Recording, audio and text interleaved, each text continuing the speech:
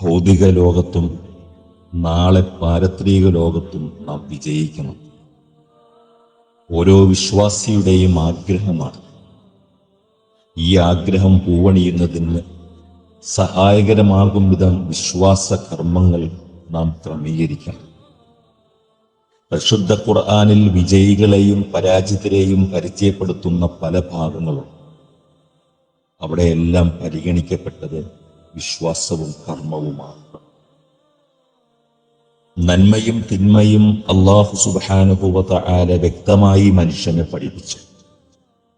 നന്മ തിരഞ്ഞെടുക്കുന്ന പക്ഷം പ്രതിഫലമുണ്ടെന്ന സന്തോഷ വാർത്ത അറിയിച്ചു. അല്ലാത്ത പക്ഷം ശിക്ഷ ലഭിക്കുമെന്ന മുന്നറിയിപ്പും നൽകി.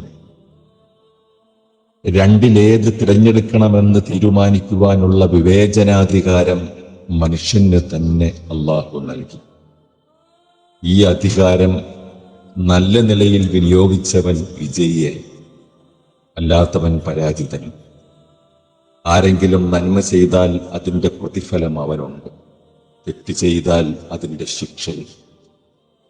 വഴികേട് പ്രവർത്തിക്കുകയും ഭൗതിക വിഭവങ്ങളെ മുഖ്യമായി കാണുകയും ചെയ്യുന്നവരുടെ വാസസ്ഥലം നരകമത്രേ.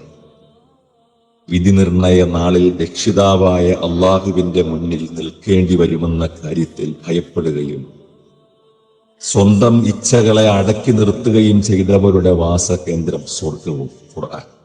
പക്ഷേ കർമ്മങ്ങൾ ചെയ്യുന്നതോടൊപ്പം ഗൗരവമായി മറ്റൊരു കാര്യം കൂടെ നാം മനസ്സിലാക്കണം. കർമ്മങ്ങൾ കൊണ്ട് മാത്രം നാം ഒരിക്കലും വിജയം വരിക്കില്ല.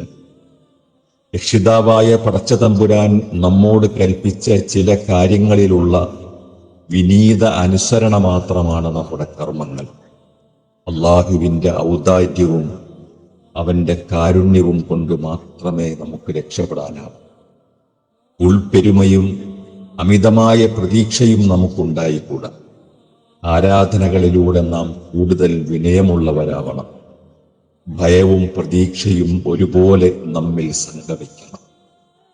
നിങ്ങളിലാരും അവന്റെ കർമ്മങ്ങൾ കൊണ്ട് സ്വർഗത്തിൽ പ്രവേശിക്കില്ല എന്ന് തിരുനബി സല്ലല്ലാഹു അലൈഹി വസല്ലം ഉണർത്തി. അങ്ങയുടെ കാര്യവും അങ്ങനെ തന്നെയാണോ എന്നായിരുന്നു അനുചരന്മാരുടെ സംശയം. അതെ, എന്റെ കാര്യവും അങ്ങനെ തന്നെ. അള്ളാഹു അവന്റെ അതിവിശാലമായ അനുഗ്രഹങ്ങൾ കൊണ്ട് എന്നെ പൊതിഞ്ഞാലല്ലാതെ ഞാനും രക്ഷപ്പെടില്ല. നബി തിരുമേനി സല്ലല്ലാഹു അലൈഹി വസല്ലം പ്രതികരിച്ചു. നിറഞ്ഞൊഴുകുന്ന നബവി നയനങ്ങളുടെ തിളക്കം അപ്പോഴാണ് സ്വഹാബാക്കൾ ശ്രദ്ധിച്ചത്. കർമ്മരംഗത്ത് വിശ്വാസികളുടെ മാനസികാവസ്ഥ ഇങ്ങനെ ആവണം. ഇരു പാദങ്ങൾക്കും നീരും വേദനയും ബാധിക്കും വരെ ആരാധനകളിൽ മുഴുകിയ പ്രവാചകരാണ് സല്ലല്ലാഹു അലൈഹി വസല്ലം മേൽവാചകവും അരുളിയത്.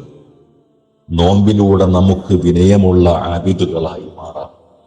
ഞങ്ങൾക്ക് നീ മാർഗദർശനം നൽകിയതിനു ശേഷം പിന്നീടൊരിക്കലും ആ വഴിയിൽ നിന്ന് ഞങ്ങളെ നീ അകറ്റരുതേ നാഥ എന്ന് നമുക്ക് പ്രാർത്ഥിക്കാം.